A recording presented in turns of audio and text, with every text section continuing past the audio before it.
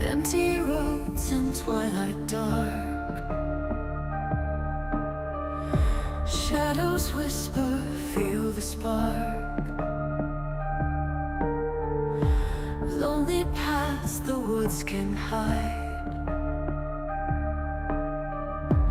ghosts of memories side by side.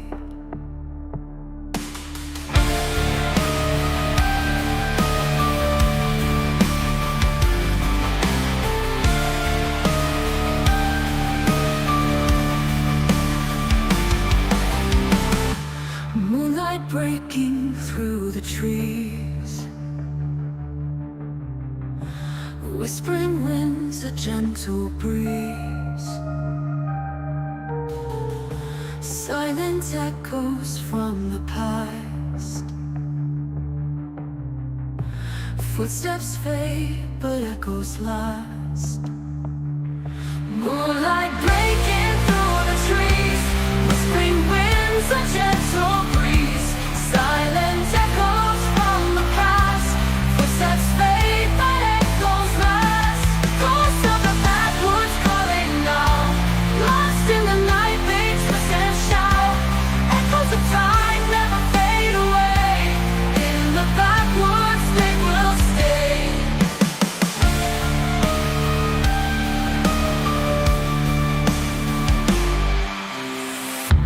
Ancient songs from voices old, stories of hearts that once were bold. Deep in the forest, secrets lie, hidden tears that never dry. Flickering lights in shadows roll, backwoods whispers lead me home. Silent specters dance and play, guiding through the nights of day. Moonlight breaking through the trees, whispering winds, a gentle breeze, silent echoes from the past. Footsteps fade, but echoes last.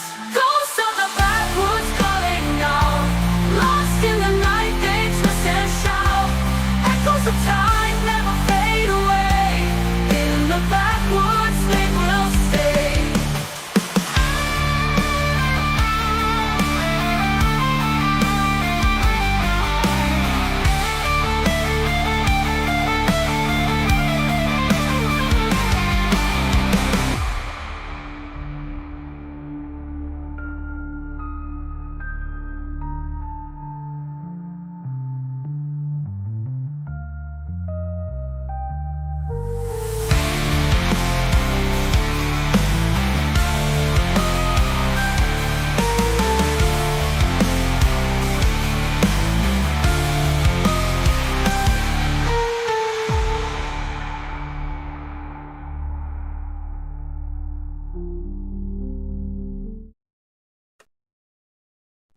Hey. We got KJ and D. Lawson.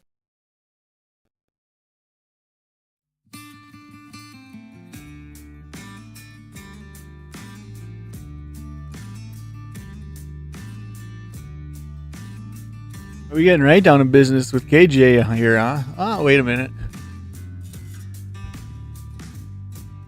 Says there's 3 votes. Looks like 2 for cardboard cleavage.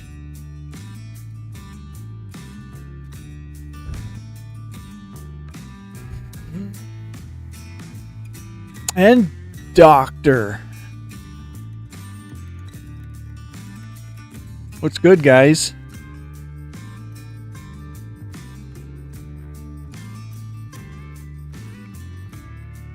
Gotta make sure everything looks like it's working here.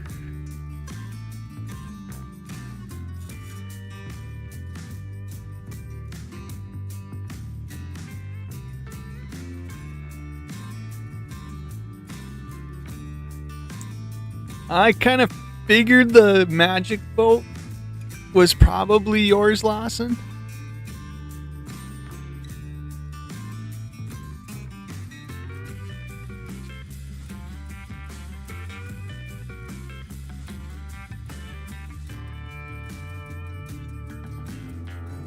So, this is kind of what I'm planning on doing, kind of going forward, is probably do these hangouts like in the evening, maybe multiple times a week, just because it works out good for me to get home 9ish or whatever.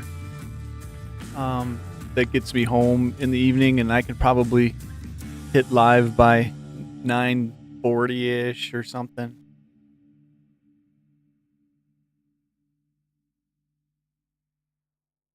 So not just a scheduled night of the week or anything like that, but like I said, maybe a couple times a week. And no real, what do I want to call it? Structure as a show. Some, like last night I was on from this time until I think it was 1 o'clock or so. And a lot of the time I was by myself, but I was just scanning cards and stuff like that, and hanging out with myself, listening to tunes and jamming out. And I opened up a couple packs of stuff for myself. And it was essentially pretty slow night. Actually, I spent a lot of the night just scanning cards, you know, if nobody's in here chit-chatting it up.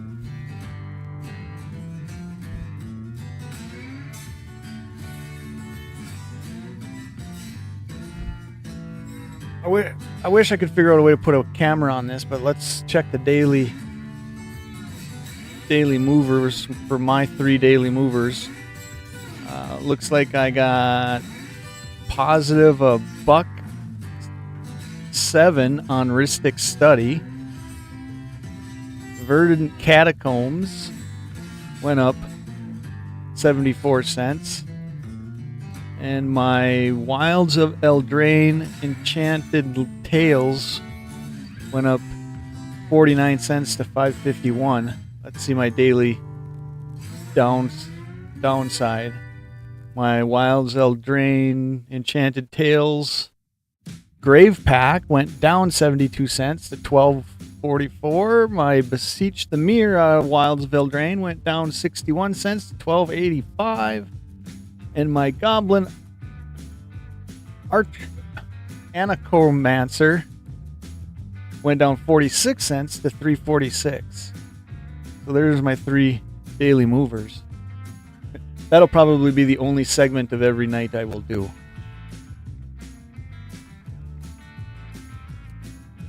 Hey, thanks, Doctor.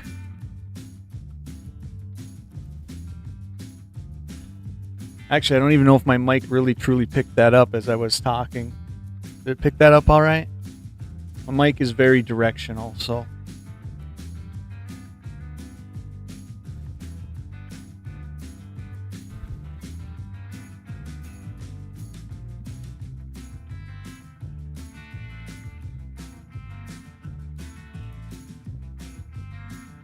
Let's pop over here.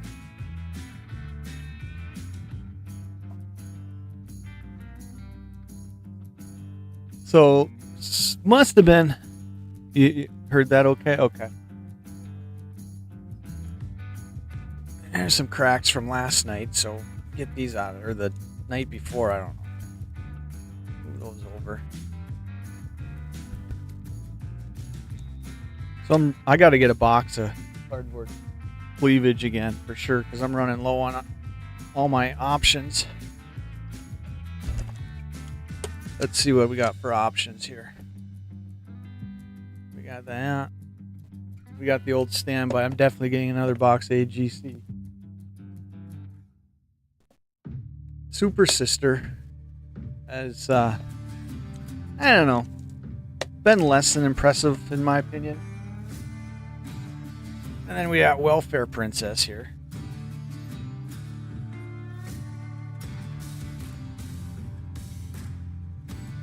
So we're going D-Gen right away tonight. Alright, KJ. Give me a color. Let me make sure that's all the Cardboard Cleavage. Yeah, that's what I got on hand for now. So I know DJ voted Cardboard Cleavage.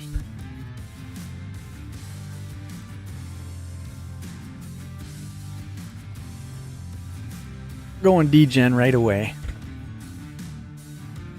Red. Super Sisters. I'm guessing you would have called that purple and black.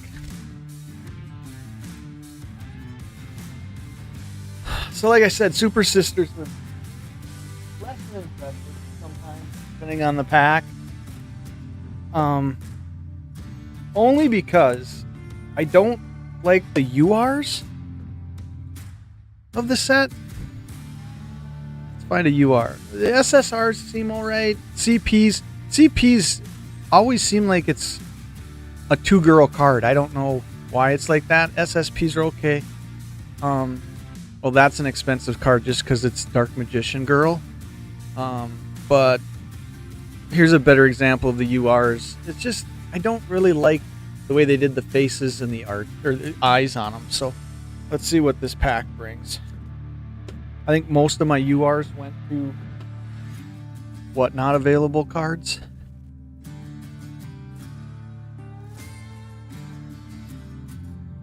So I think this is the second to last pack of this.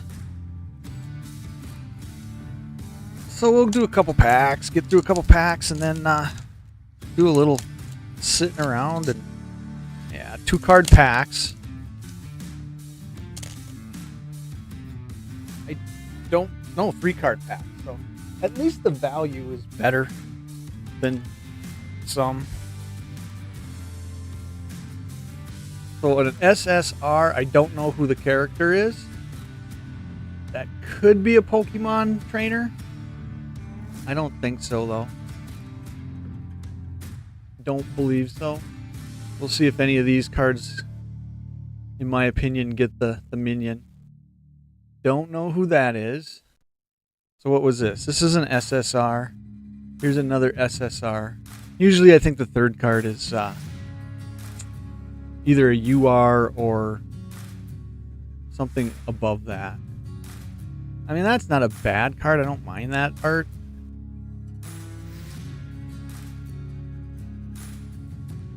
The UR. So the eyes and the face are going to be a little bit... I mean, it's just not my style, I think. And there you can see it.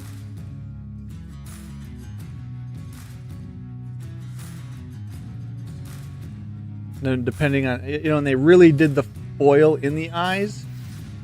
If I get it right, you can really kind of see the foil light up. I don't know. Card of the pack is, I probably got to go with the blonde or the light hair girl there.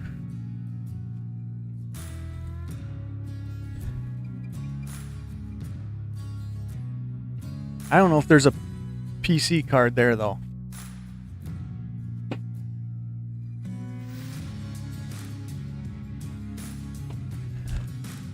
All right, I'm not bedroom eyes. D. Lawson. I know you picked a magic, so give me my magic pack. See if we hit any value. We'll run it through the scanner after we open. If you are here, Lawson.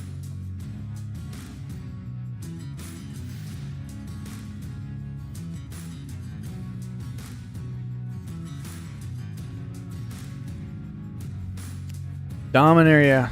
I mean, how do you not pick a collector booster, right?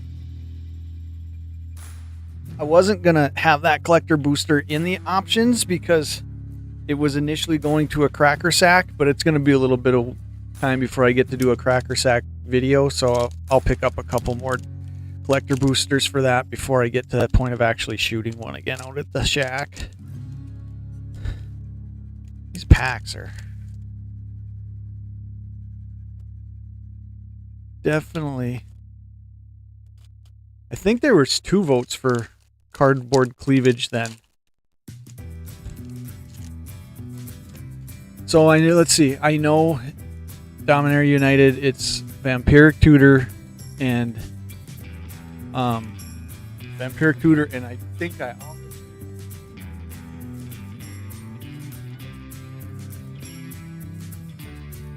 believe this is still one of the big hit cards in Dominaria United. Or no, this is remastered. So this is a Dominaria remastered big hit. So I'm highly doubting we hit it again. Not that card anyways. That's full art foil. Might hit it. Maybe hit it regularly. Who knows?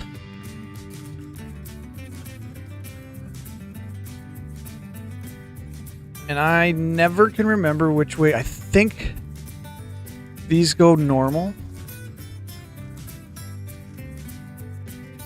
Could be wrong. Let's see what the back is here. Let me prep this here. No, these are going to go the other way. So these are going to go this way. Common, Goblin, Matron.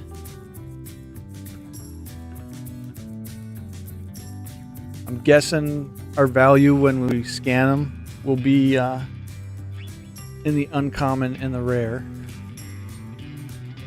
Common, Empty the Warrens. This looks like it might end up being a Goblin pack. First card's a Goblin, second card is Goblin centric. There we got off goblins. Oh, that's kind of cool art. Bird Soldier Spirit.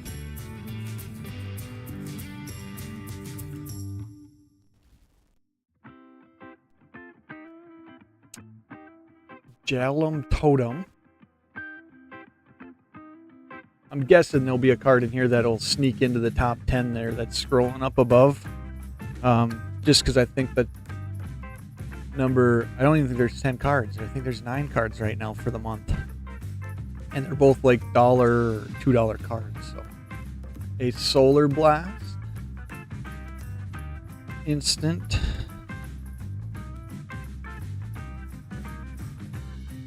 First uncommon, Radaha, Heir to Keld, Elf Warrior.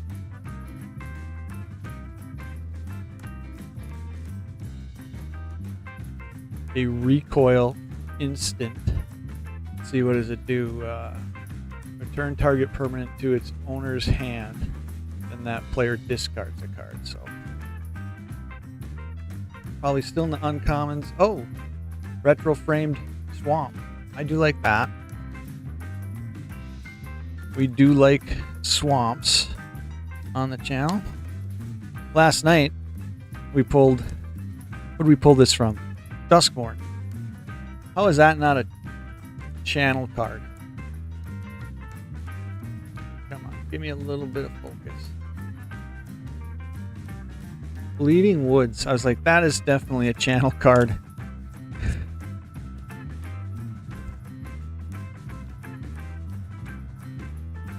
A retro framed Wild Dogs on the non-foil retro slot. Not a dog player at all.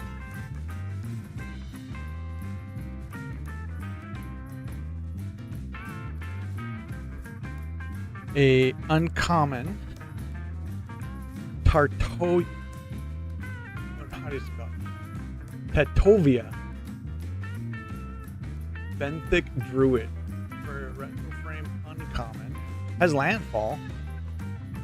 Whenever a land enters the battlefield under your control, you gain 1 life and draw a card. So probably a real playable card there.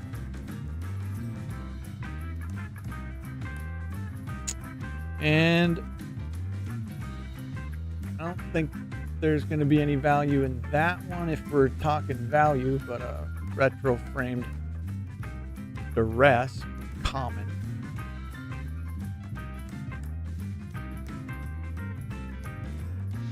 And if the hits are here, we're getting to them.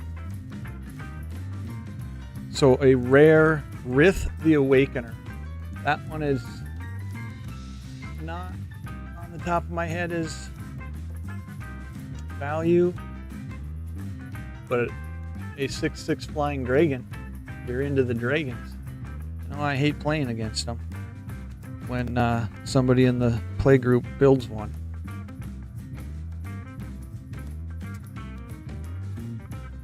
Retro framed Wrath of God. Destroy all creatures. They can't be regenerated. So that maybe's got a buck or two. Unless I'm way off on.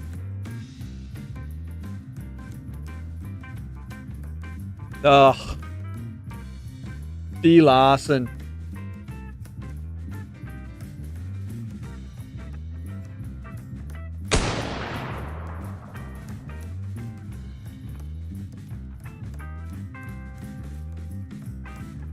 How do you... I'm going to have you pick packs more often. Bang, bang. We'll have to see what that's sitting at. I'm guessing somewhere in the 40s. Is it more than that? I don't know. We'll find out. One more card. Can't get any better.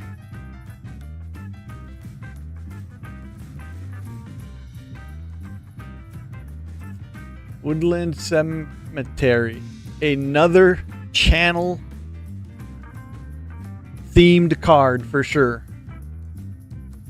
I don't know if it's got any value to it. We'll check it, but Woodland Cemetery, definitely channel themed card. And an elemental, and then the goblin token art was pretty cool. So here's the fact. Here's the thing, D. Lawson. Thank you for picking that pack, because that pack could have went to a cracker sack, and that could have easily had a bullet in it.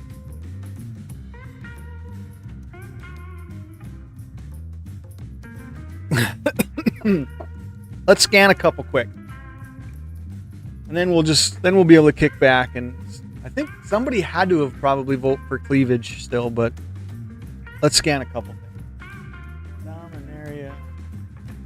I got to get to my Dominaria Remastered folder on my app. All right, we'll save these two for last.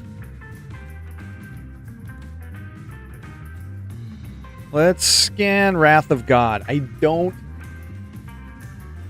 think. Oh, and definitely these are breaking into the top 10. At least the Vampire Tutor for sure. All right, Wrath of God.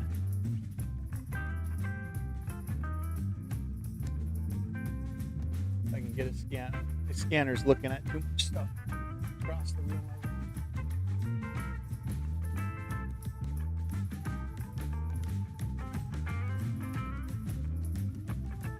All right, so I don't know if she's going to scan tonight, so we will type things in. And maybe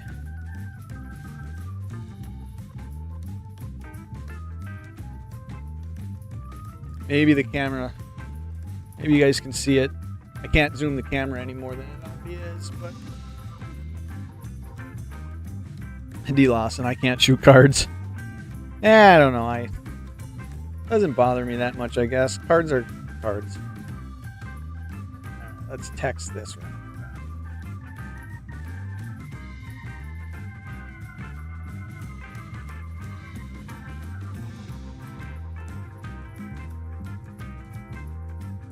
I don't see it yet. Wrath of God. Boy, if you got it in Amaket. Innovations. This was Dominaria Remastered, and I'm guessing. Let's take a look.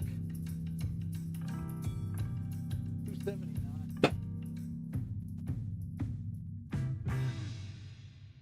So, no, only $1.66 card. Foil don't help it that much. So that one's scanned in. What else were we gonna do before the big ones?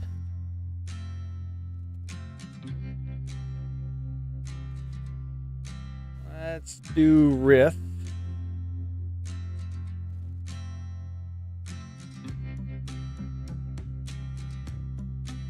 the Awakener.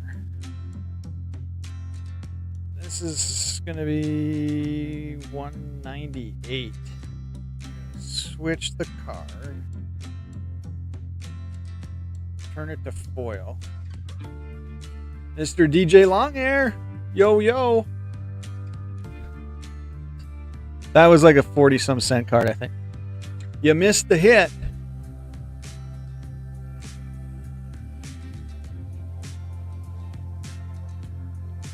Did we think there was anything else with any value? I don't think.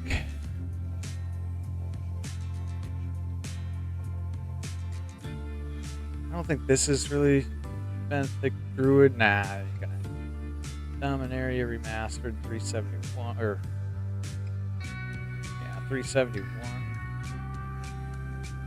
15 cents on that uncommon.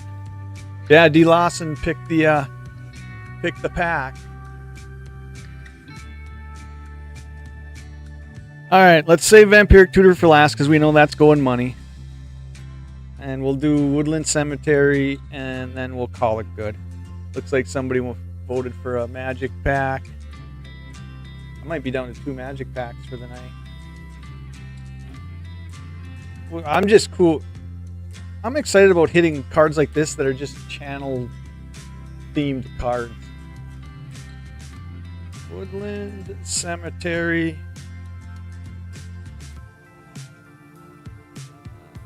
I think it's 401. Let's foil it out. Only $1.85, so, but still channel theme card. Very cool. All right, let's do the Vampiric Tutor. Yeah, D. Lawson, take your bow, most definitely. This will end up being a short later, probably tomorrow.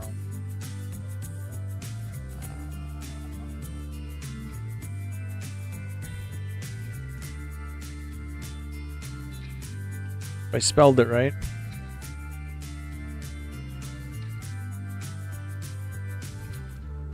Always helps.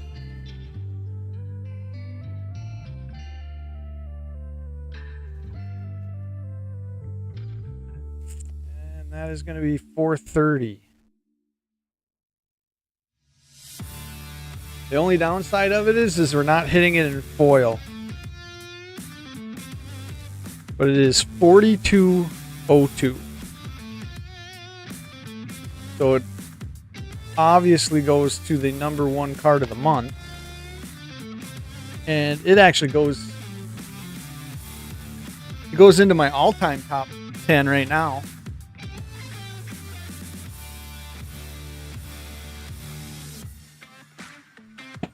Actually, now there will be 2 Vampiric Tutors in the all-time top 10 right now. So that's kind of cool.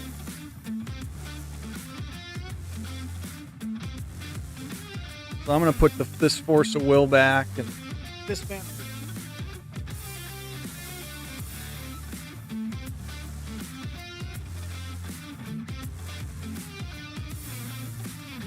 Is anybody who voted Magic still in here?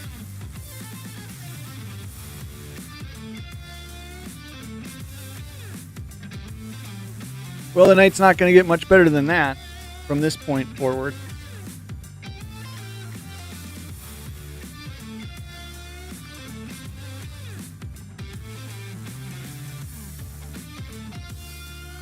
So now it looks like somebody voted Magic and somebody voted Cleavage.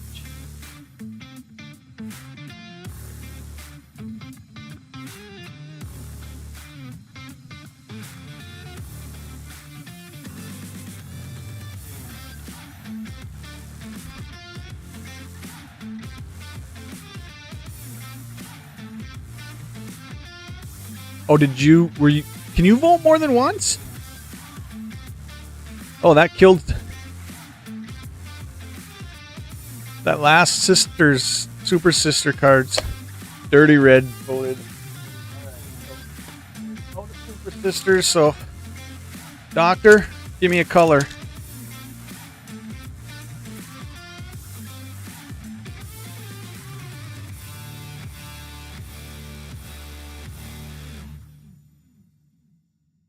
Okay, so the 2 votes.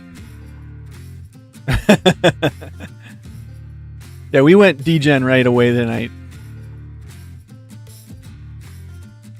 KJ's vote was in before the stream started.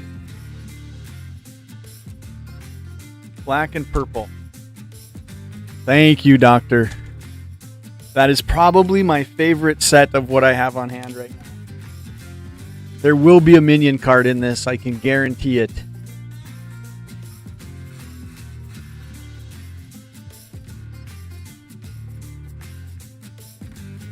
KJ, I am always degen. So this is ACG, which they do. So ACG does Navision, which is this set, and then they also do ACG LXG, which is another good set. I'm a big fan of ACG art, just the art style. And that's why I can guarantee you there will be a minion card in this pack. So this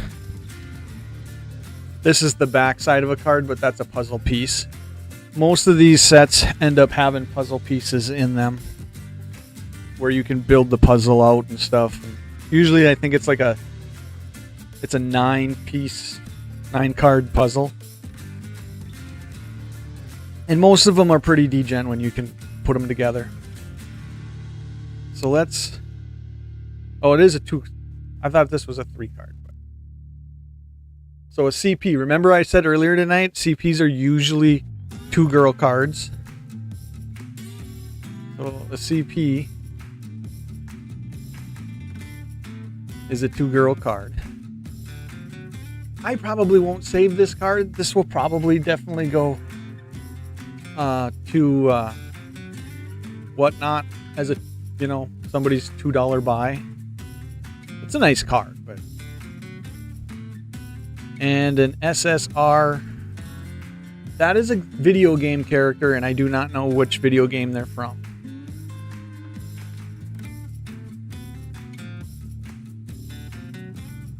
But I think between the two, we're going right there.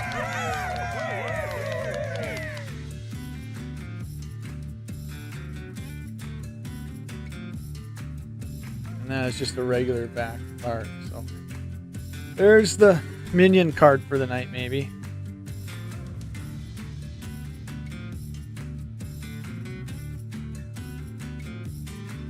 Ben, there's a lot happening in that picture. Yeah, usually the CPs, like I said, are usually 2-girl cards. Oh, somebody gave me a Monster Girl. That's cool.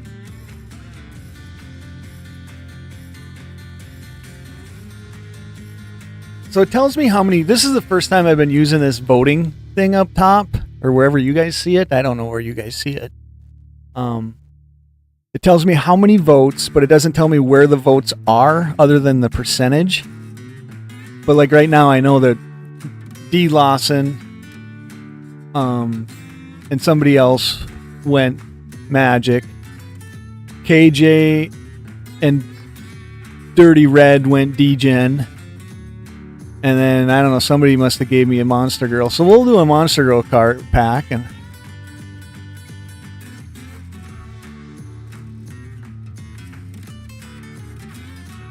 I don't think I've hit the...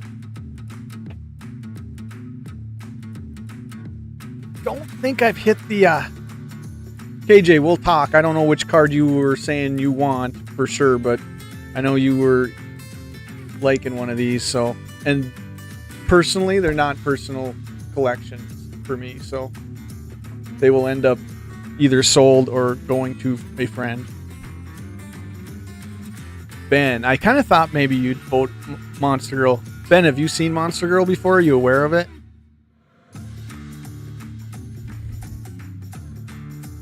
Oh, that's right, Ben. You gave me an MTG last night.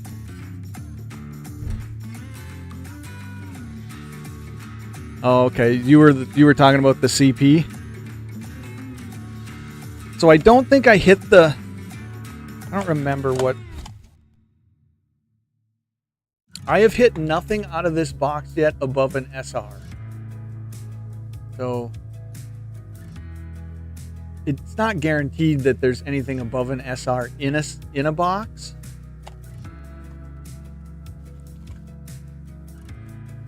But typically you get pretty lucky, and I have 2 boxes of this on hand. So at some point I'm going to see something on the higher rarity.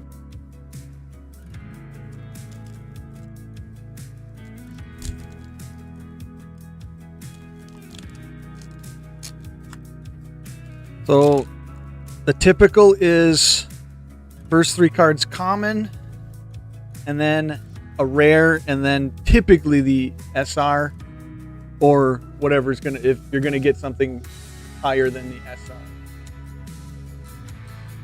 And these, you know, there's no way to read them because that's actually Japanese. So I have a scanner on my phone that after we get through them, I'll try to scan them and see what it says. So this is obviously some kind of genie in a bottle.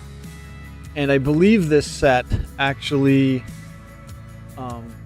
there's like good monsters and then there's evil monsters. And you can kind of tell by the art, you know, whether they're an evil monster or a bad monster.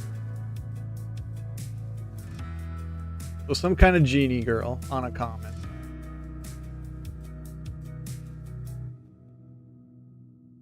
Some kind of samurai sword ninja girl. Yeah, even on the comments. But wait until we get to the rare and the SR. You'll see a difference, and I'll show you the difference that they do with their foiling. So the next should be a common. But yeah, the standard foiling is the shard. I don't know what she's supposed to be. Maybe half box. This should be the rare slot, which it is. And you can already see the foil difference between, you know, they're foiling the Monster Girl symbol here, and they're foiling the R. I think I hit that.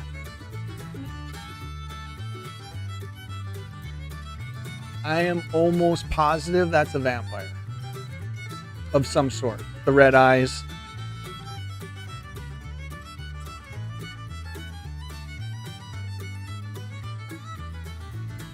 Oh, this Ward does it too. I've not opened a pack of Ward.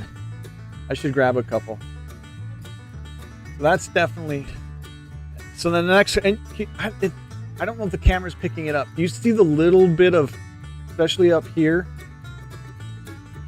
So they give the SR cards a little bit different. Each SR card's got something on it that,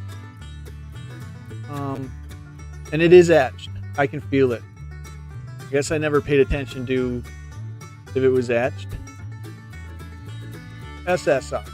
So let's look at the box again. And obviously, gold foiling instead of silver. SSR should only be one above SR. So that is it the hit of the box? I don't know. Oh, that's cool though.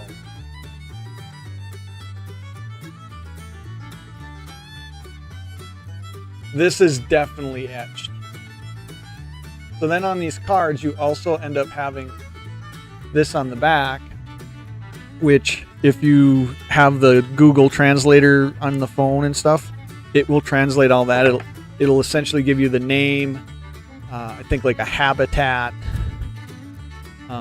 what they essentially eat and stuff, and a little bit of backstory on them. I gotta get some sleeves.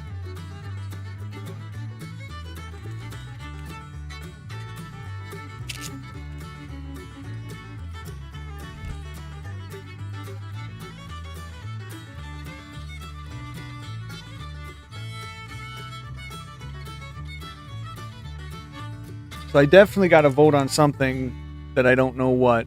6 votes. there must be 3 magics and 2 degenerate votes and 1 Ben's 1 monster girl vote. So if somebody wants to yell out,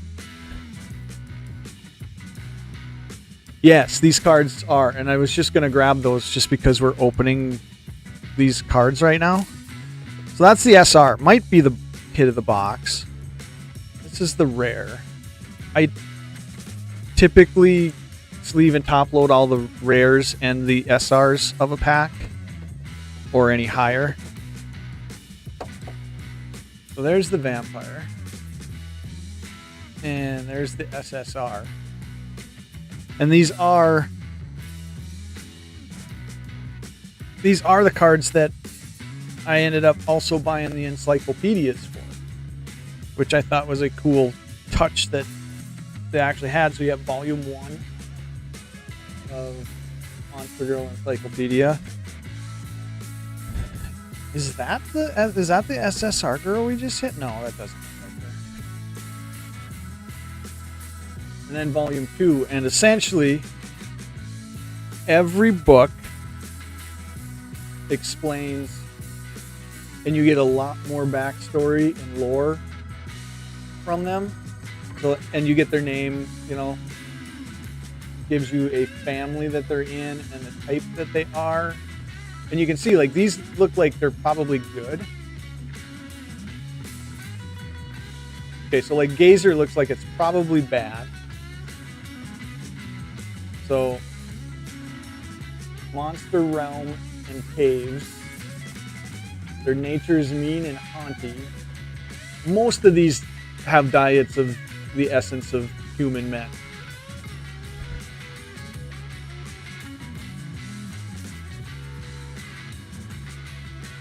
I'm just trying to find one that's a little bit different.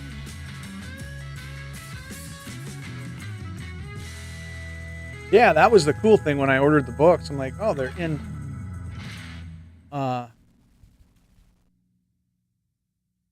English. Let me find.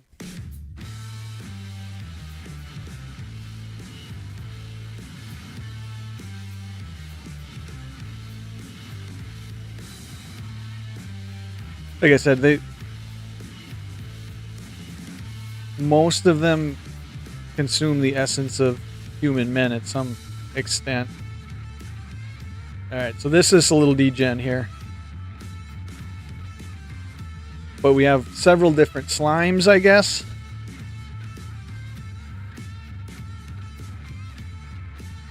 Here's a queen slime. There, I will let you read the habitat, nature, and diet yourself.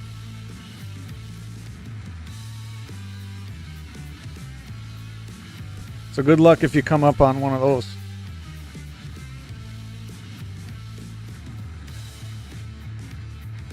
All right, so 6 votes. 3 had to go to Magic, I'm guessing. At least that's the way it's looking like to me. Is somebody in here that voted Magic that wasn't D. Lawson? KJ, you still hanging around?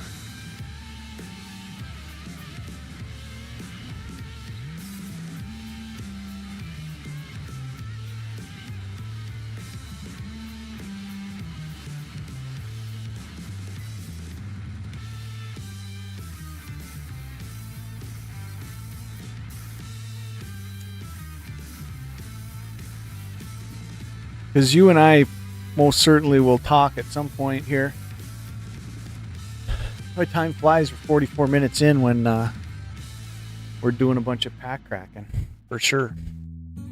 Think it was DJ? Is DJ still hanging out? Down to 2 packs of Magic.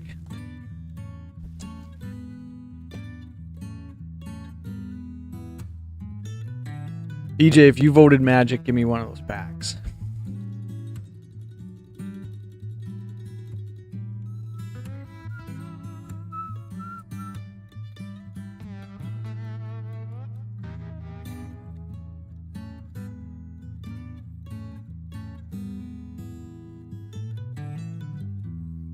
Hey, good seeing you, Ben. Next time I see you at the store, if I don't think of it and you have them, remind me to grab a pack of Ward. Just one that I haven't cracked at all yet, so I'm guessing DJ probably ain't in here. KJ, we're down. Looks like we're down to 4, and half the time I don't think that's accurate.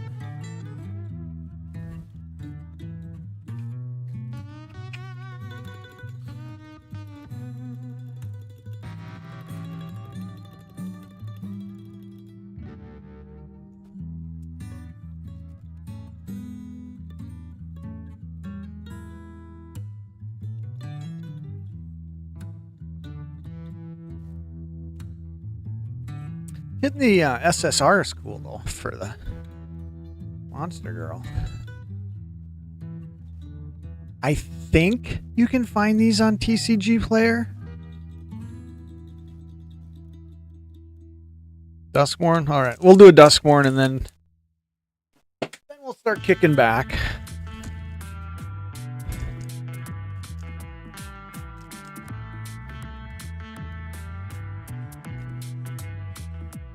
I don't usually expect the stream to pop off that quick in the beginning. Usually it's 1-2 people maybe come through initially and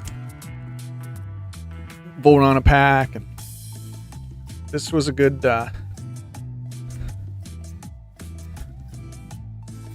let's see which way they go. I think these go normal. Nope, these go backwards too, so... Art card not impressed with. What is it? Fear my authority. Oh, it kind of meant to go that way. So that's...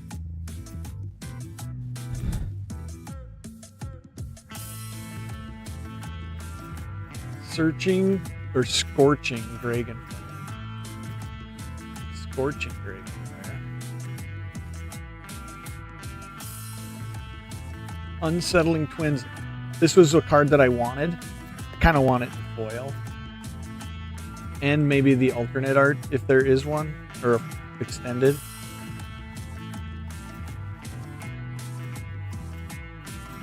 Terramorphic Expanse,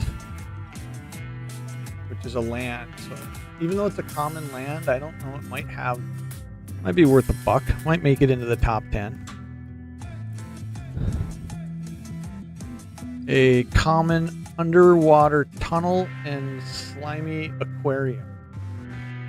For a room.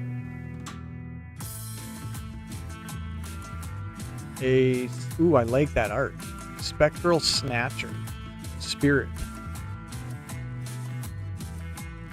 Very channel type art. I really like that art.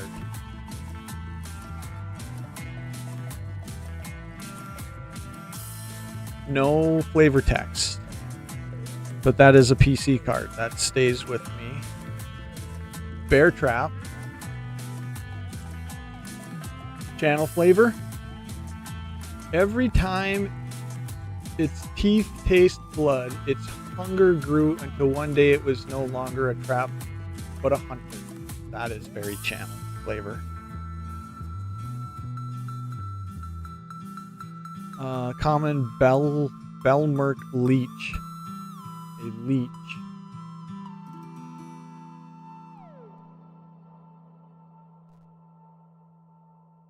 A Skull Snap Nuisance. Kind of weird. Insect Skeleton. A uncommon. Is that our first? No, that Insect Skeleton was the first uncommon. But a Flood Pit's Drowner. Merfolk.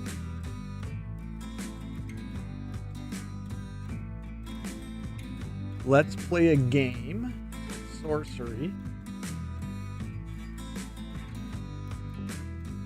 That's very confusing art. Is it a bunch of TV screens? Looks like maybe stairways.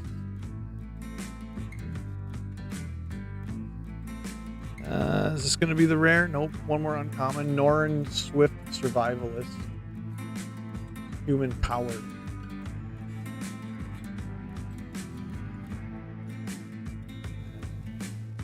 Should be probably the rare, I'm thinking. Oh, cool. A rare room. Central elevator and promising stairs.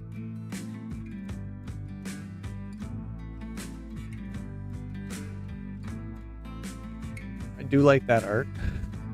And then the foil, I think I saw the foil as a common. Oh, that's the land. So an island. I think this was a common. Ooh, like that art though, especially in foil. Cackling slasher.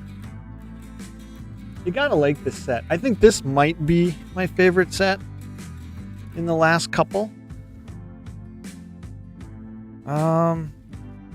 Let's just check this room quick. Let's scan it quick. We'll get it into the Dustborn folder.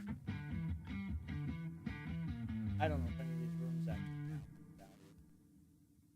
have. Who's still hanging out?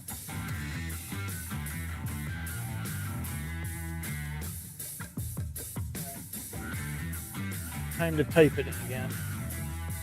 Some nights it seems like my scanner does really well, and then other nights it's like, kind of so-so. What is this? Central elevator.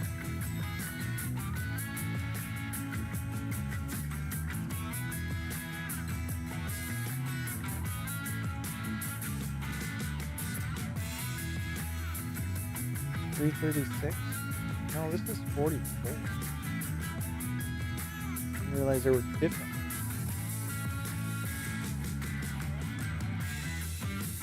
Well, that's kind of disappointing. 13 cents. But it is a rare, so we'll sleeve it.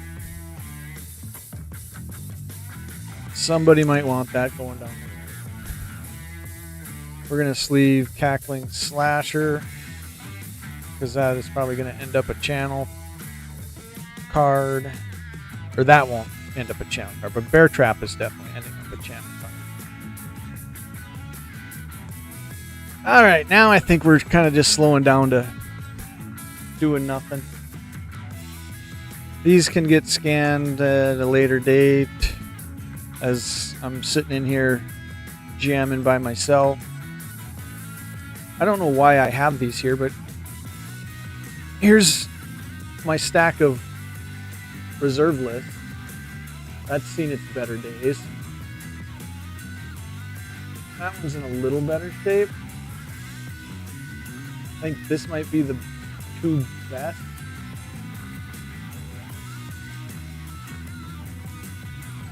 Harbinger and Night.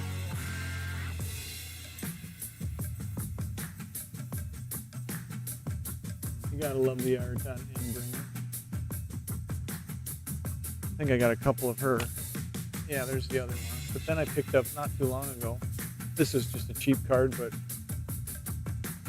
another Singer. There's my other Endbringer. Oh, I got a couple of Endbringers. And then my Legia Hollow.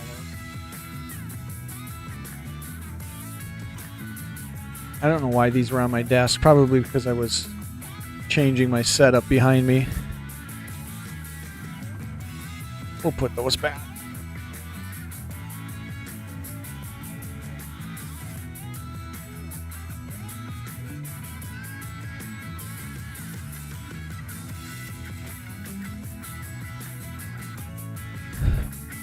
So who's still here? Who is still here hanging out?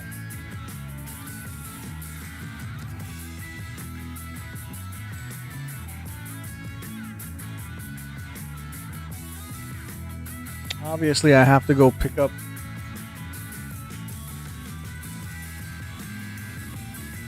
another pack or another handful of magic cards.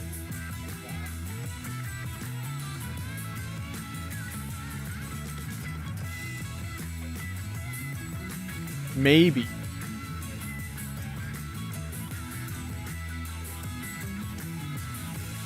Oh, maybe you're here, maybe you're not.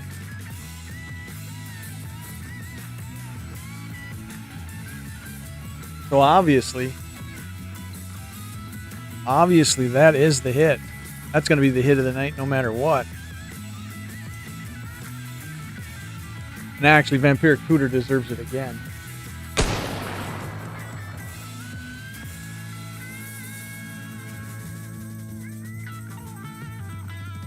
B. Lawson probably saved this one from getting a 44 caliber cap and ball through it.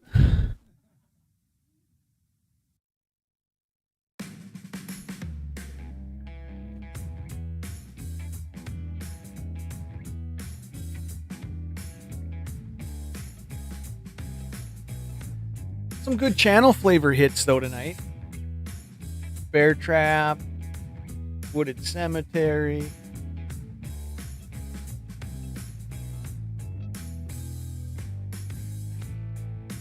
I don't think I don't think I hit anything that was like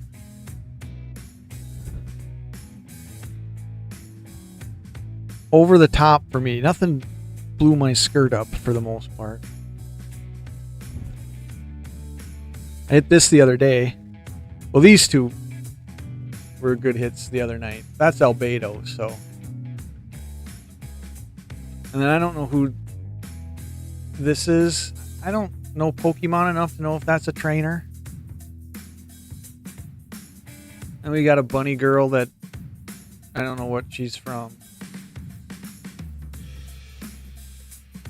Some other whimsical girl. And then I almost want to say this is a video game character, but I'm not sure.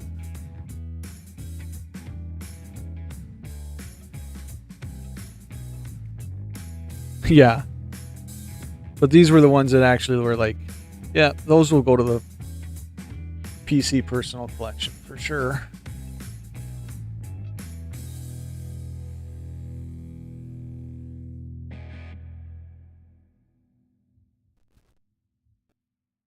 Player game.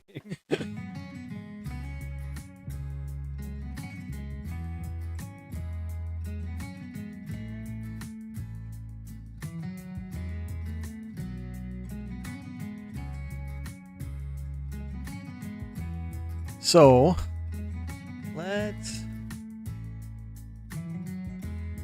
Dan, I was telling you earlier that I'm working on essentially weeding down my Queen's image portfolio.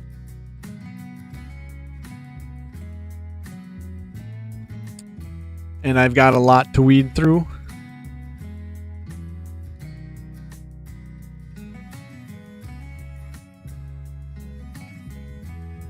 I gotta pop the chat out, otherwise this is covering it up.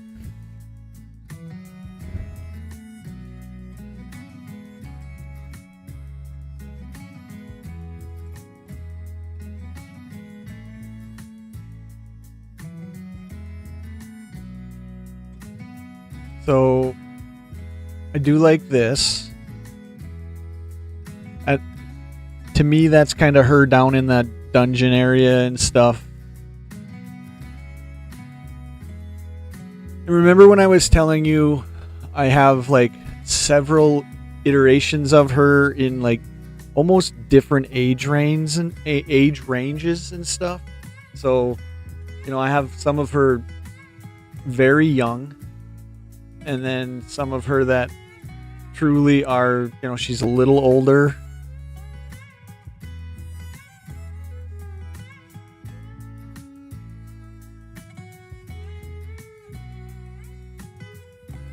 Like here's some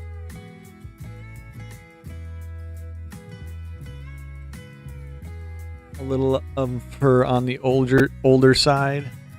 Well, nah, she's really not that much older there.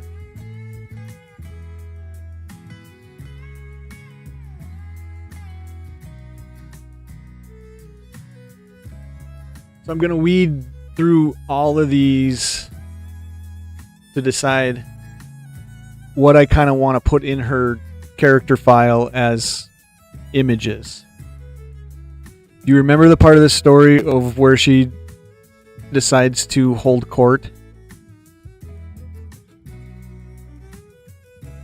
In the, I think I called it the Trial of the Tainted.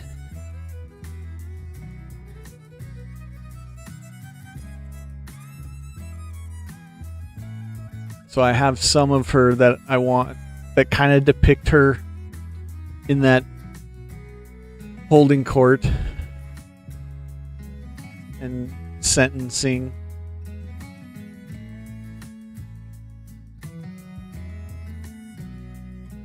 I just don't know which ones are going to make my cut and which ones aren't. I think I really liked this one for sure. Well, and that's part of the story too, that, I think I got to do something with at some point.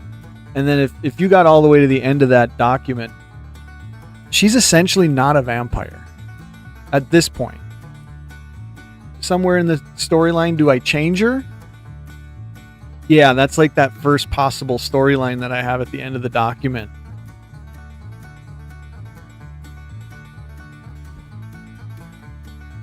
Kind of like this one as her holding court. But then, like I said too, Dan, I mean, I'm not sure what I'm going to do with her. I maybe, create her character file with that backstory and whatever images I end up deciding to keep. And then maybe she gets shelved for a while. I don't know. I mean, I still want to work on the Sisters of Salem band story a little bit. I've done nothing on backstory for them other than releasing the singles.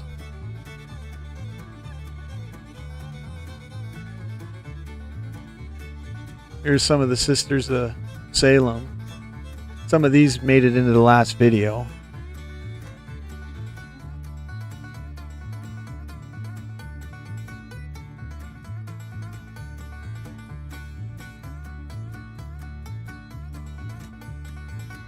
So I'll wait and see what you send me back on notes on the backstory anyways, and then kind of go from there. And do you have ideas to help on the Sisters of Salem, or whether or not the Queen gets shelved for a later date? And in reality, Dan, I don't really even know what to do with what I'm creating. I think part of it is just fun doing the process.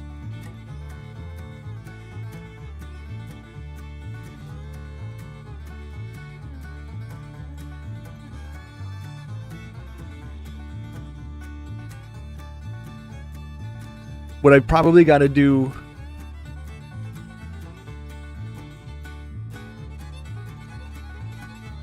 okay, so keep trying to. And I was telling a buddy that on the Queen thing, because I had a buddy that was laughing at me and was like, "You're gonna end up with a book," and I'm like, "No, I'm not. I'm not a writer. I'm definitely not writing no book." But I did tell him that I could see where she ends up like short story series type things, almost like comic book, if that makes sense to you.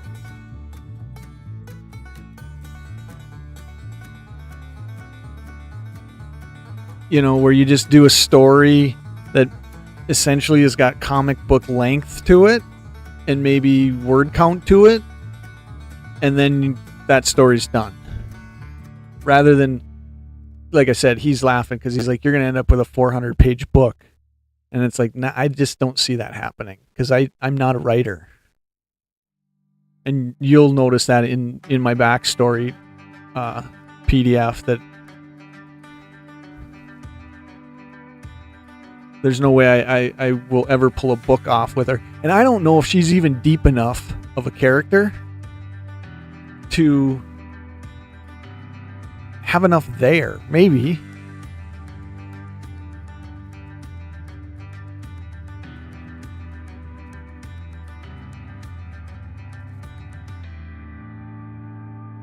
yeah, I almost don't want to shelve the queen because I like her so much.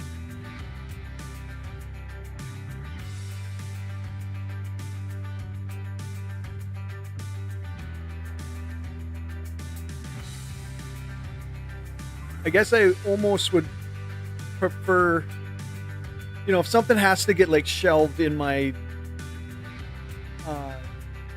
list of wanting to create characters and stuff like that, because I can see where I'm going down a rabbit hole of I'm going to create characters on top of characters. There's going to be a bunch of backstories to each one and stuff.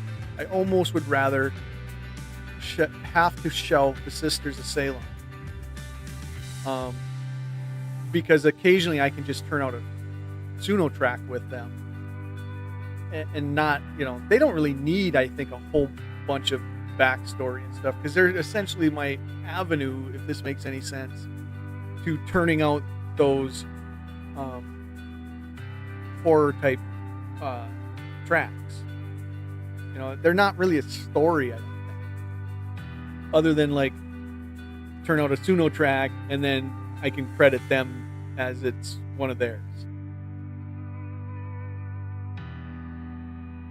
Yeah, I don't think I will truly just absolutely shelf the queen. I kind of like this in her younger years.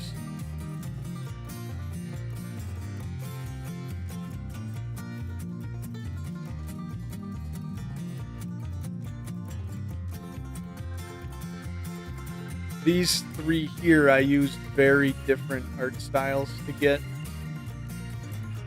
but it will definitely be that one, not so much. I think the other one for sure is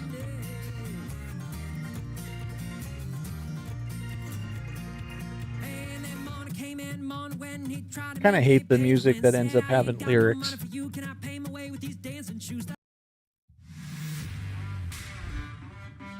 We'll see what happens.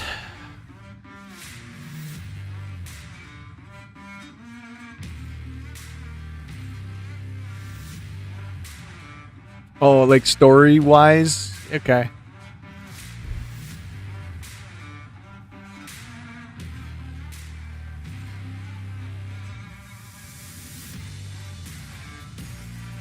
Let's see, what do we want to do here?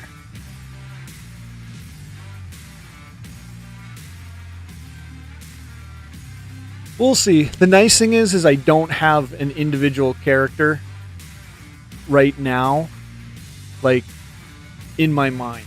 I have nobody other than, like, single character-wise, other than the queen right now, like, on the burner. But I was just thinking tonight, it's like, it's already the 18th.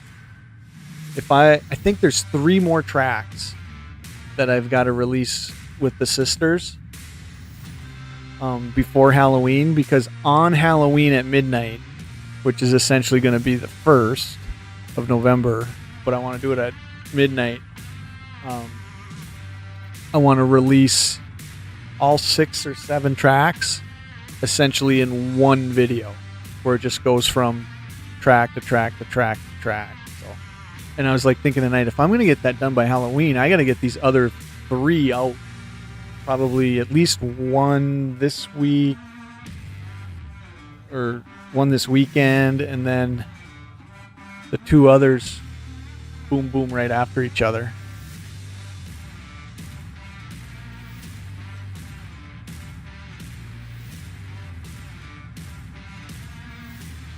Where'd my chat go? Yeah, see, and to me that's kind of cool. I mean, I like the fact that, you know, once Halloween's over and stuff, the Sisters of Salem and the Queen don't get shelved just because Halloween's over. I'm going to work on them all the time. Yeah, it's going to be a compilation of like all of the singles that were released over the last 4 or 5 weeks.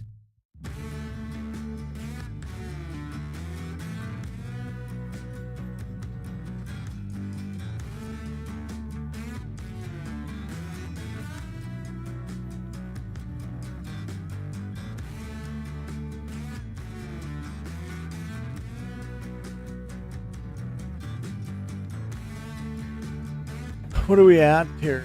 Oh, it's only been an hour I've been on.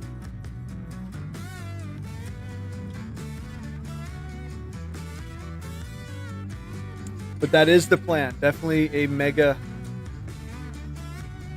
And it's really not a mega video because when you think of it as a whole, you're talking 2 to 3 minutes a song, 6 or 7 songs. It's really only going to be a 12 to a 14-minute video with all the singles in it.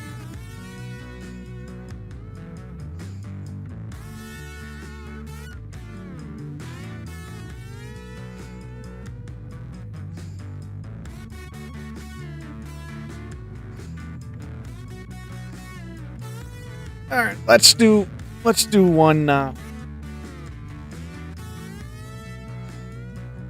got 2 ACG LXs. Give me a left or a right there, KJ. I've got a business trip tomorrow, so probably won't go. I won't go into 1 o'clock tonight. That's for sure.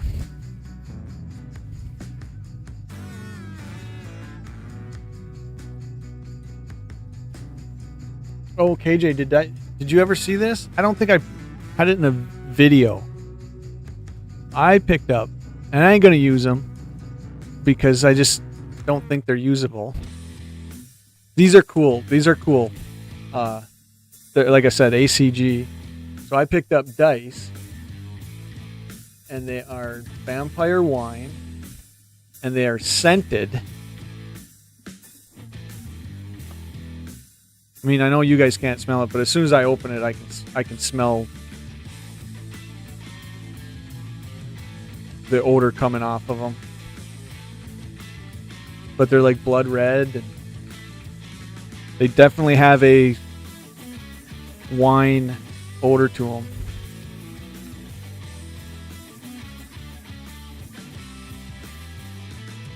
Probably not playable because it'll bother everybody at the table. And somebody give me left or right. We're gonna do 1 pack of these and then maybe call it an evening.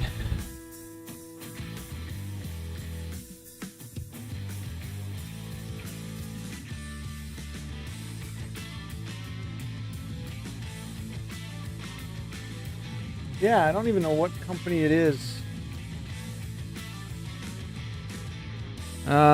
Dirty Red says right. We'll go D-Gen 1 more pack tonight. Barren Smelly Bones. Scented dice. And like I said, I got the vampire wine because that's what we're about. KJ, you remember that Ben from in the beginning of the stream? He's my guy at my LGS. He works at the LGS that I go to, and where my pull boxes through, and I pick up most of my stuff.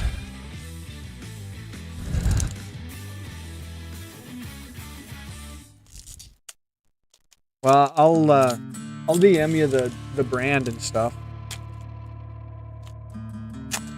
I don't know what. Well, we'll pull up a website here. So 3-card pack like normal. Let's see, what do we got? We got 15, 30, and 31. So no landscape card. These usually always turn out. These always usually turn out a minion hit. And as I say it, this could be a multiple minion pack.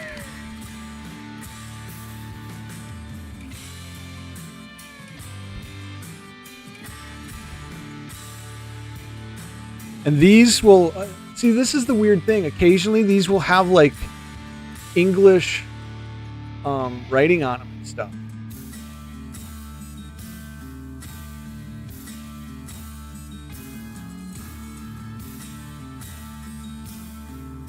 Oh, that's a Pokemon trainer. Somebody know who she is? Her name's not on here. Now, like up there, it's in non-English.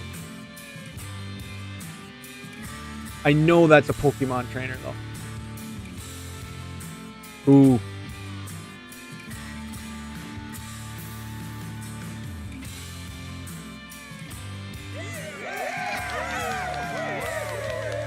That's got some shine to it. Holy smokes. That's not only foil, that's like glitter foil.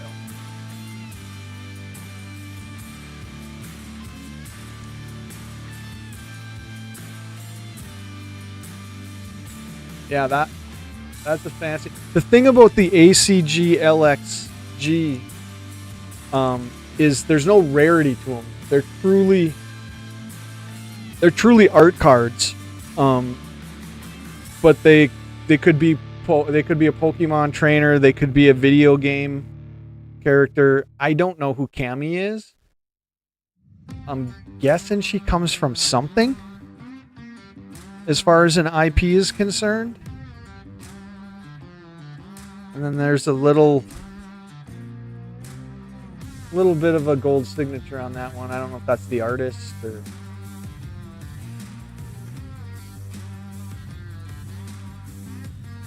So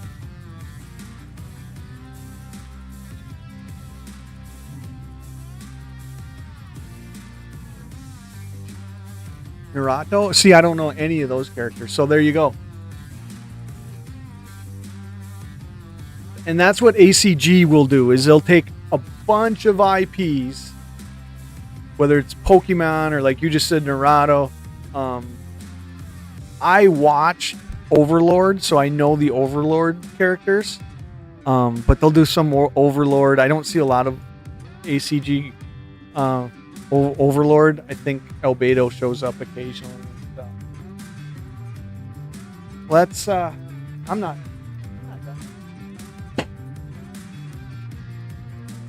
Nobody picked one, so I'm picking myself an Azure Lane.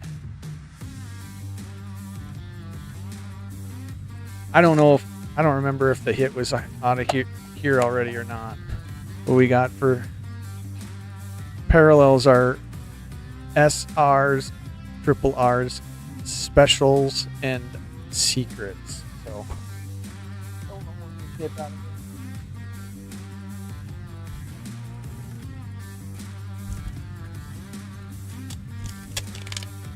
Let's do an Azure Lane.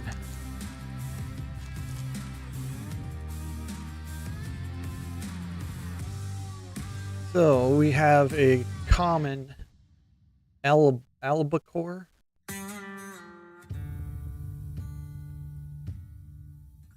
Vincent's,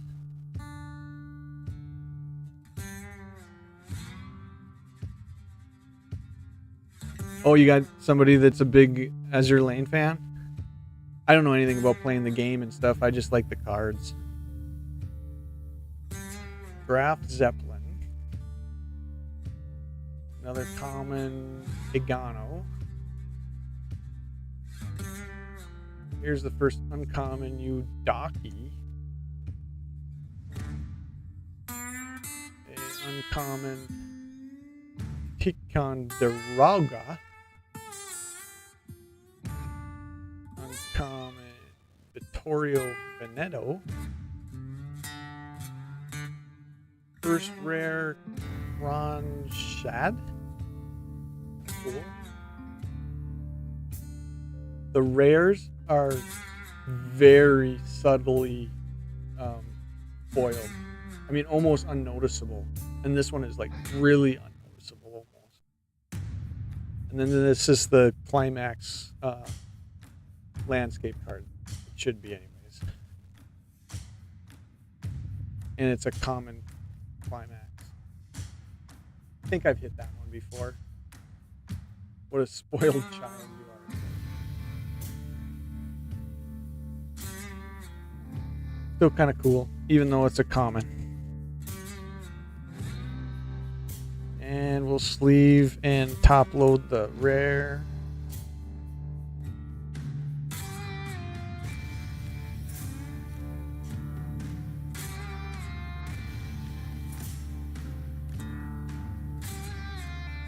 And then probably not a whole lot of value there. That can be gone through later. All right, I think I am gonna jet. What is it, 11? Yeah, like I said, I got a business thing tomorrow to take care of, and for my side business. Who's still here? KJ, thanks for hanging out. I should go get one more cup of coffee, though. One more cup of coffee will get me till... Probably get me till...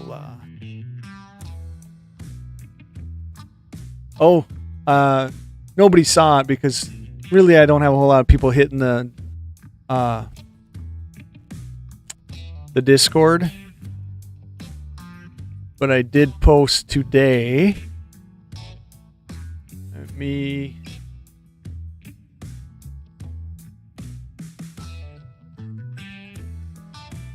down in my Backwoods.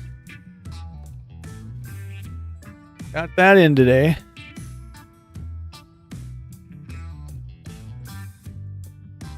Gotta pop this out again.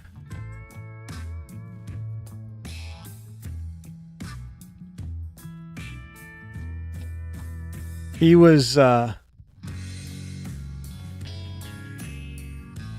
shoot him in 2022, so but my taxidermist is so backed up that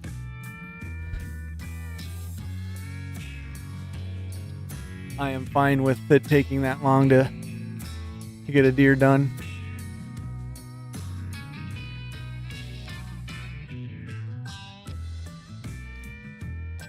Found the perfect spot for him in the den too, so.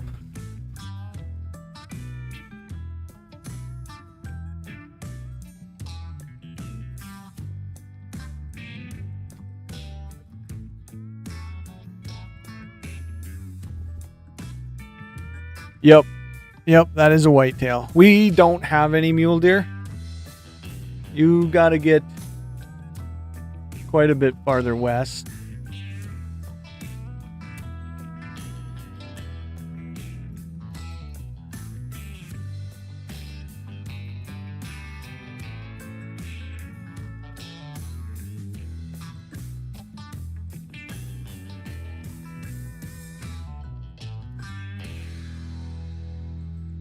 So what do you got coming up now, Dan, for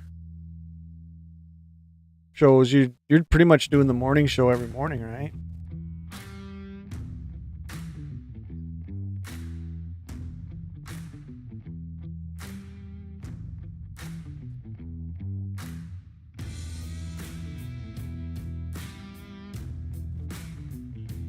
Yeah, I've never had mule deer, but you're not the first person I've heard that from.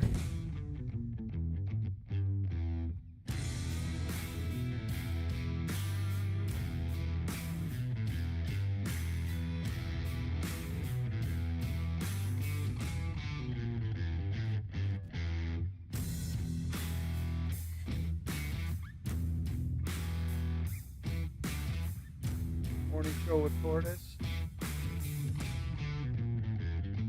Then you got what, Wednesdays with Jesse?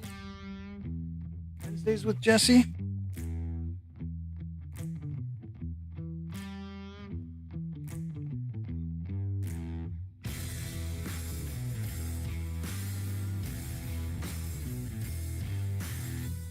I should actually come up with something that is like a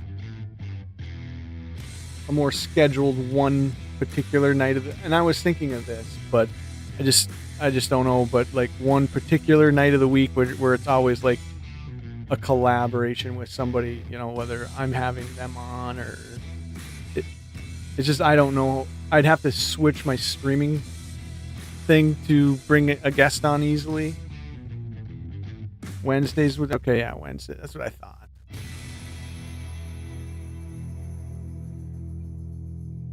Because like I said earlier tonight, you know, like this just, what did I title this? I've been titling this the last couple nights, Cardboard Crack and Collectibles Chat, which is just me firing it up once I get home going live about 9:40 or so.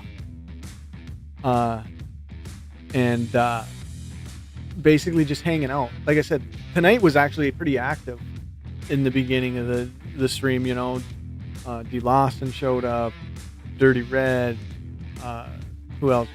DJ popped in.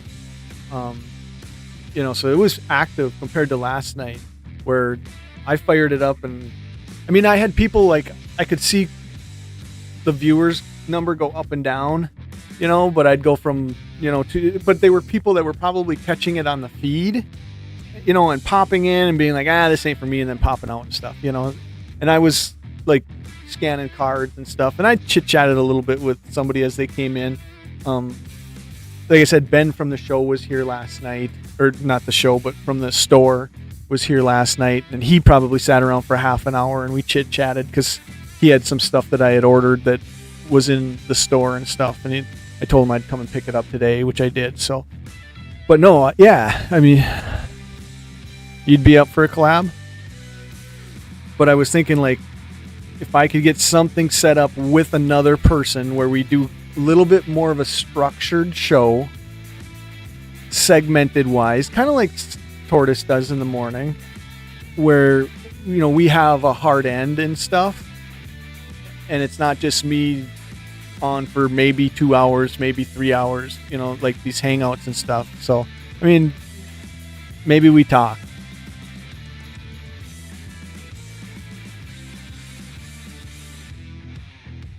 But it would have to be almost like a late night. I don't want to say late night, but if we were to think of something where we fired it up from 10 to 11, or one of the particular nights during the week, that 9:40 to 10:40 or something, just because it works out pretty good for me to, I can still have to work for the day, get home in the evening, and still fire up a live at 9:30, 9:40. So, well, let's kick it around a little bit. I'm up for it. Even if you were actually the one to do the hosting and I was popping into your stream, as far as that goes, just because I'm on OBS and it's such a hassle to figure out how to get somebody on in an OBS stream.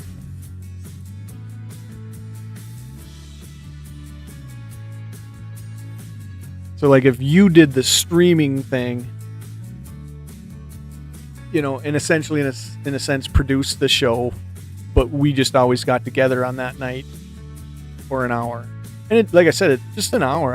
It doesn't have to be a marathon thing like I do on these pop-ups.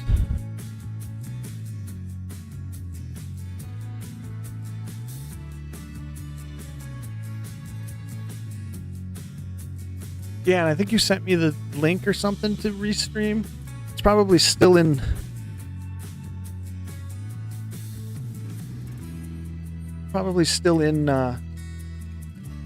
my DM messages from you and stuff. Well, let's talk about it. Let's see. Maybe we come up with, obviously you don't want to do it on Wednesdays because you're doing that with Jesse, and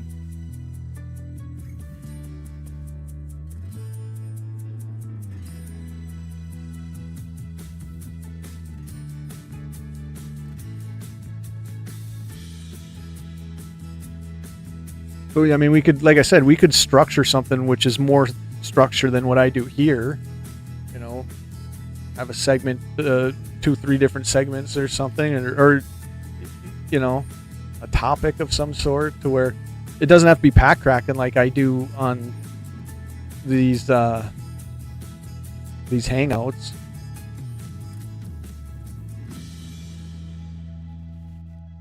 The camera is struggling tonight, isn't it?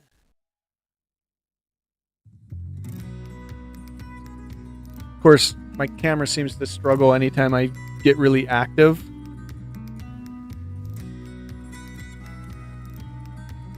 Or if I'm moving back and forth a lot. So you guys use Restream then?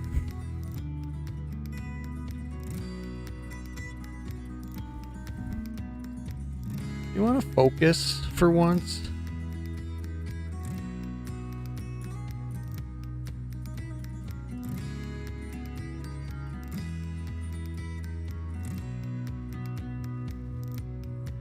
There we go. Now kind of thinking a little bit. So this ring, it's an old ring. I'm guessing my son will keep this when I'm gone. This ring is actually, it's a grouse. I don't know if you can kind of see it. It's a flushing grouse. And then I got a really nice one, which is essentially the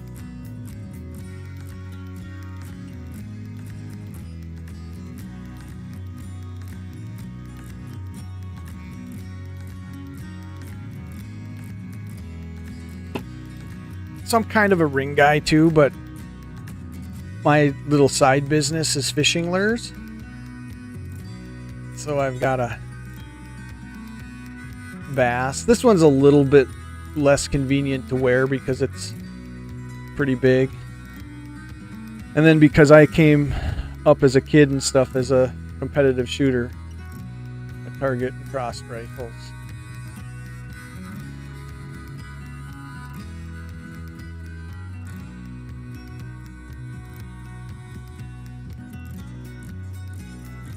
Yeah, we love grouse.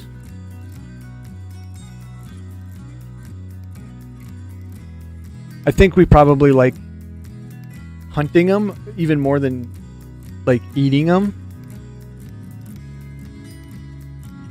I mean, we love them. I mean, but to me, unless you can really do it differently, it's kind of like chicken, you know? I mean, it's white meat, obviously, and stuff. We do enjoy the red meat of duck, though. If you can get duck done right in the right sauce and stuff, there you go.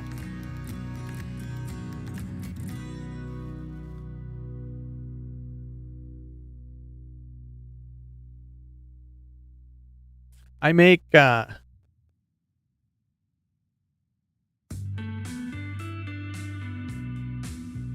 oh yeah, yep.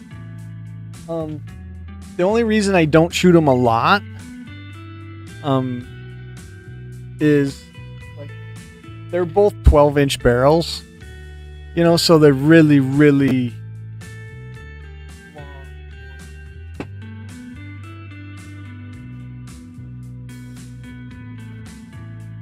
I mean, you don't probably notice it as much on the wall, but like this cap and ball is,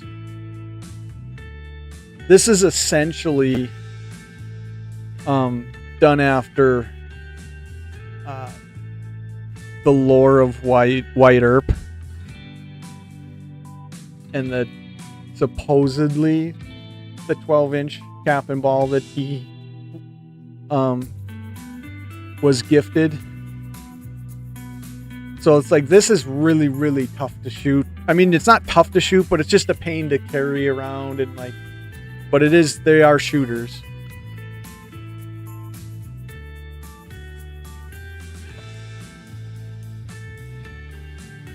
But I've got essentially the same gun in like a 7-inch barrel, which is much more typical. I think the very first cracker sack I did that on.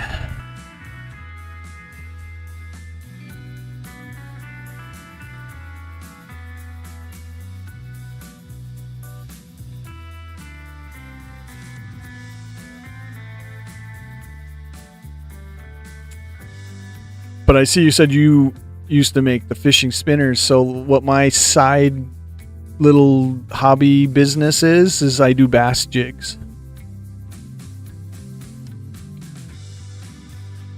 And I've got a sale event tomorrow from like 9 to 3 where I'm there peddling my bass jigs.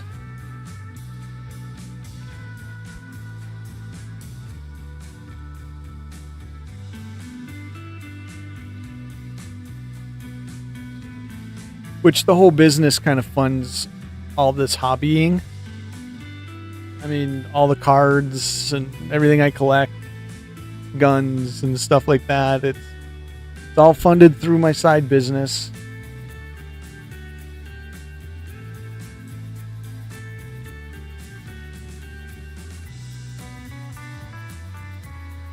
It essentially isn't like our daily, day-to-day bill money and stuff. Which is why it can kind of be a hobby business for me. Although it's starting to get to be more and more very job-like and stuff, because I think I started it in 2018. So it's built up to being, at least locally a known brand and stuff. So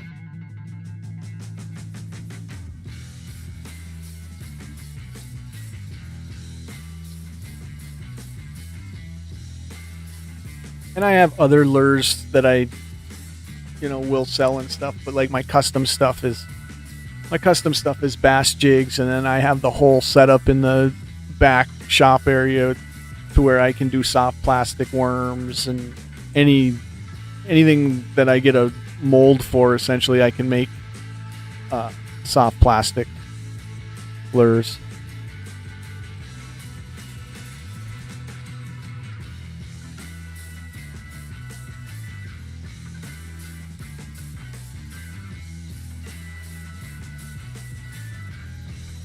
Don't eat duck very often. Yeah, I like duck. I almost think I might like duck more than I like grouse. But then, like I said, it depends on really how it's done and stuff. Because you have the right person know what they're doing with grouse and stuff, and it doesn't come out like chicken.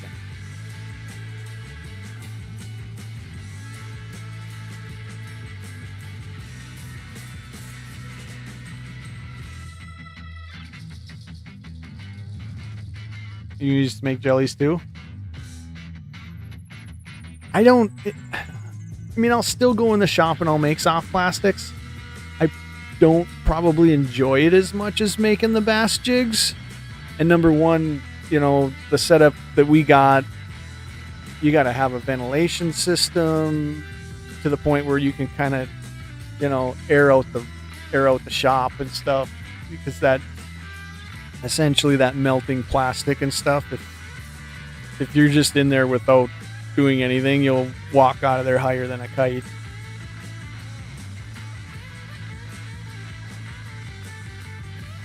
I sent them only in a custom order where somebody's like, yeah, I want coffee scent on them, or I want, I got a couple different bottles of scent that I can use and stuff, because I don't scent the ones that essentially are just going to be packaged and then go to like retail sales, because that scent is overpowering. So I want somebody to want the scent on them before I don't make packs of anything that are just standby with scent.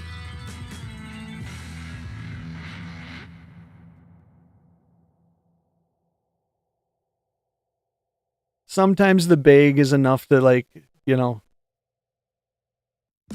deaden it a little bit. But I think I got one bottle of is it onion or something like that I keep out in the outside garage shop. I don't even keep it in the shop here that's next door to me.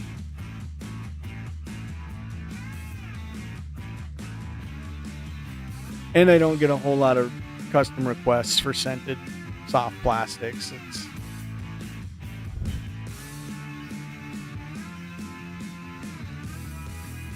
The one way you can kind of do soft plastics with scent, which makes them a little less overpowering, is you can actually bake the scent into it and into the liquid plastic. And that will kill it somewhat, but kind of keep it there. But if you take unscented plastic worms, like a 5-inch plastic worm or something, and then you put them in the bag, and then you just squirt some scent liquid in there, you're getting the full effect of whatever that odor is supposed to be. And sometimes it's just too much. So something, a lot of the times I would rather bake it in.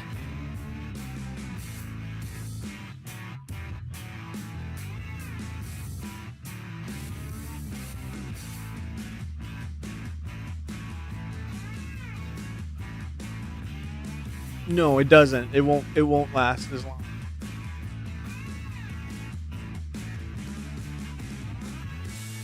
Like I said, I don't do a whole lot with scenting him and stuff like that. I don't even know if I have it on the website that scenting's an option. Usually somebody asks me personally at a sale event or something, and I'll say, yeah, here's a couple that I can do if you really want it and stuff.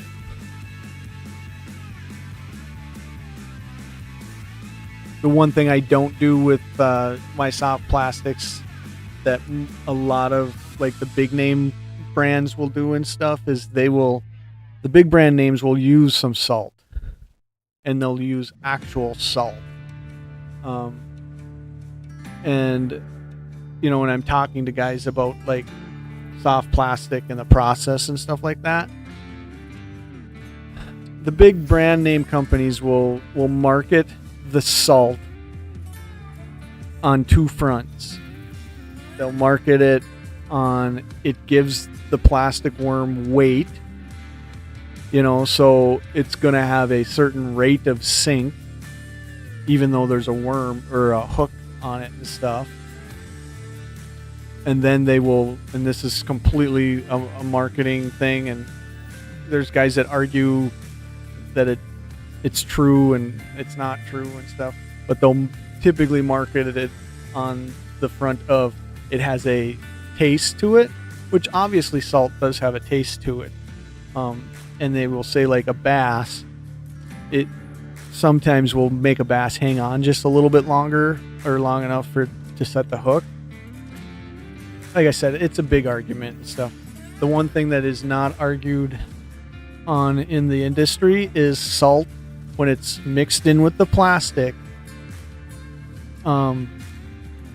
it actually, I don't want to say it degrades but it makes a less durable piece of plastic, because the salt and the plastic chemically don't mix that well. You can do it, but it makes for a less durable worm.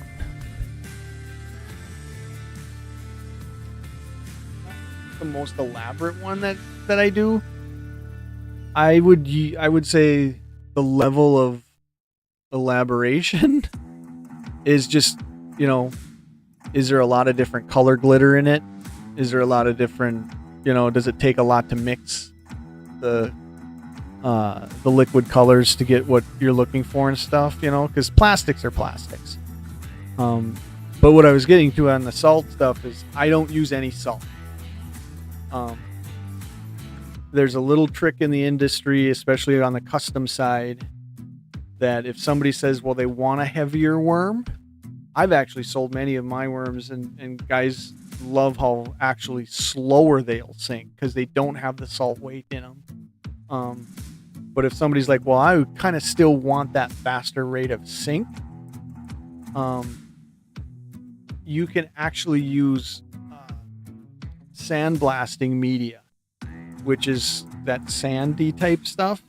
You can mix that into the plastics and it creates a heavier plastic without the chemical, what do we want to call it?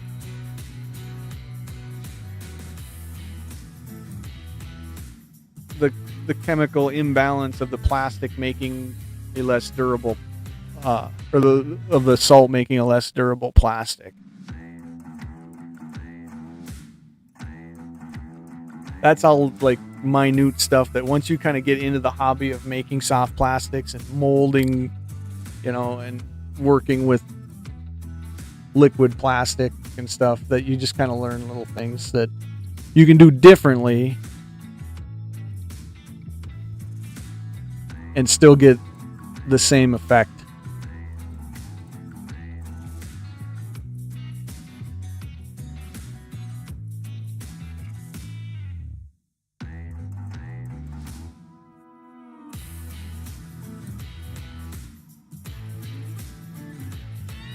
But I concentrate so much on the bass jigs that I'm very rarely in the plastic shop or running my plastic maker. And like right now, this is the time of year where, you know, everybody's kind of looking towards ice fishing around here locally and stuff. So I don't worry too much about my plastic worms or my trailer inventory or anything like that. I mean, even my bass jigs sales go down now, starting now, because nobody's summer fishing anymore. But I sell a lot of stuff just on the, you know, it's the typical Q4 Christmas buying. A lot of Christmas present lure buying and stuff, so. Yeah, I never got into ice fishing, and I can tell you why I don't ice fish is because when I was exposed to ice fishing as a kid, it was my dad taking us out, and we legitimately were ice fishing. We were sitting on a bucket out in the middle of the lake, having a hard time keeping the hole open because it was so cold. And I was like, yeah, this is not really, you know. Now my son, his girlfriend's family are big ice fishing enthusiasts, and but they've got the, you know, the castle. I mean, it's like camping. There's 2 TVs in the place, and you know, I think it sleeps 7 if you need to.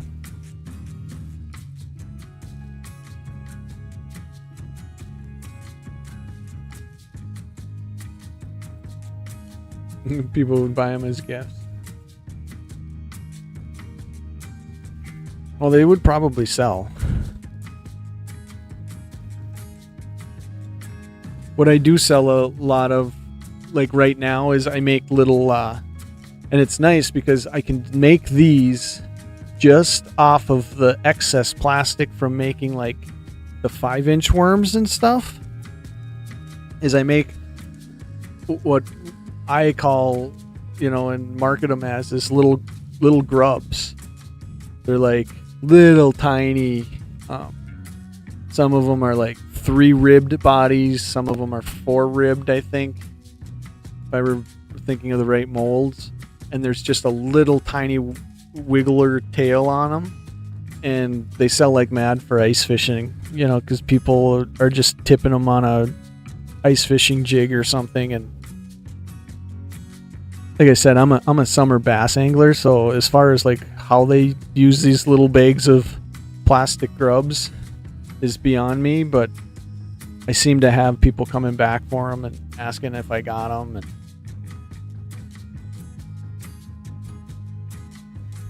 they're literally, I mean, they're tiny. They're like, well, they're like if you buy one of those round containers of what I think we used to call them as kids, like waxies or wax worms or something like that.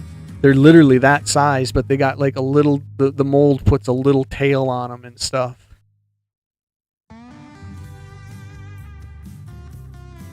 And I'll sell those all winter.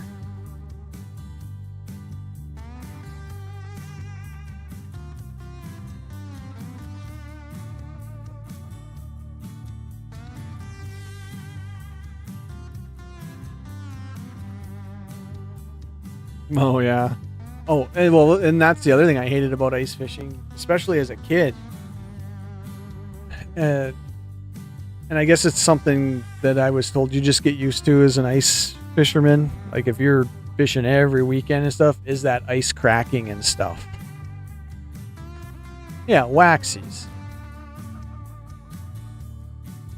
So essentially I got a mold that will make those, but it's got like just a short little wiggler tail on it and stuff. And ice fishing, at least my contacts here locally, they go nuts about that. Yeah, that's. I'll leave that all to you. Doing that. We do some goofy things in the woods sometimes, but I ain't jumping in no ice water.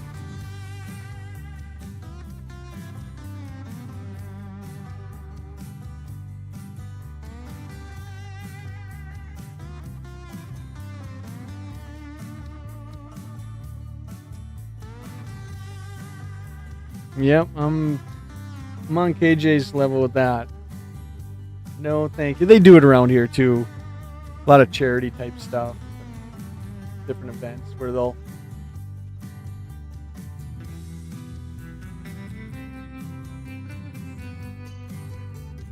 Well, it looks like I'm gonna hit 2 hours, and if I didn't have tomorrow's business event, I would just.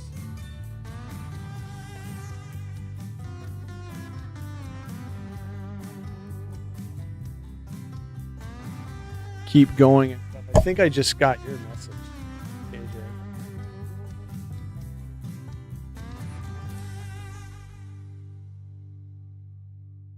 So I'm gonna call it kill mine, and maybe I will grab a cup of coffee and come over and hang out there. I don't have too much to do before morning, so I can spend another hour or so probably. So,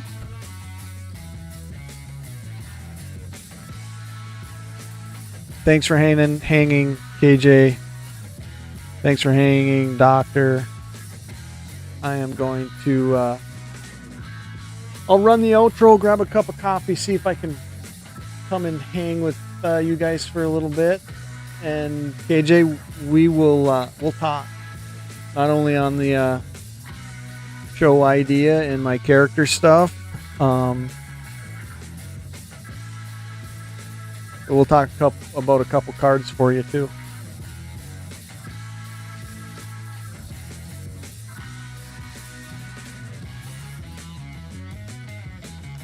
Yeah, no, I had a blast tonight.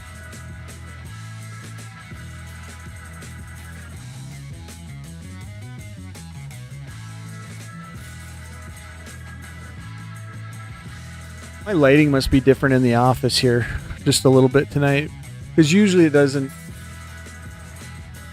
mess with the camera focus as much as it has tonight. The card cam though. All right, I'm gonna run the outro. As that's happening, I'm gonna go get a cup of coffee, and I will pop over. Talk to you guys later. Thanks for hanging out, guys.